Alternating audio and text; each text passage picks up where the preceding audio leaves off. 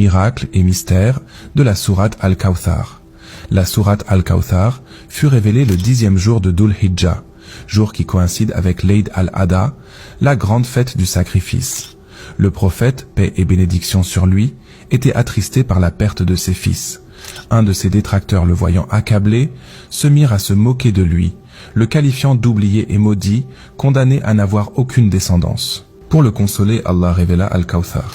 Le mot Al-Kawthar se traduit par abondance, dérivé de Katara, qui signifie accroître avec abondance.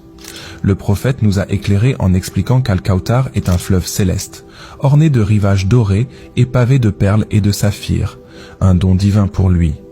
Le 2e verset de cette sourate contient le mot Nahar, qui signifie immoler ou sacrifier, soulignant de manière subtile le jour de sa révélation qui est dédié au sacrifice.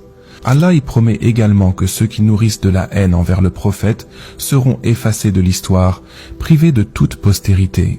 Et en effet, qui se souvient aujourd'hui de l'ascendance de ceux qui se moquaient de lui? Le prophète Muhammad, bien qu'ayant quitté ce monde sans héritier mâle, demeure la figure la plus influente et connue de l'histoire, une vérité admise à l'unanimité. Malgré qu'elle soit la plus courte du Coran, cette sourate abrite des miracles numériques fascinants. Elle est composée de 10 mots, comme le jour de sa révélation. Son 2e verset qui évoque l'abattage rituel est tissé de 12 lettres, un écho au 12e mois du calendrier islamique. De plus, chaque verset se termine par la lettre Ra, la 10e lettre de l'alphabet arabe moderne, et si l'on exclut la voyelle alif, cette lettre se répète précisément 10 fois dans la sourate. Al-Kawthar, par sa technicité et sa beauté, témoigne une fois de plus de la perfection et de l'harmonie du Coran.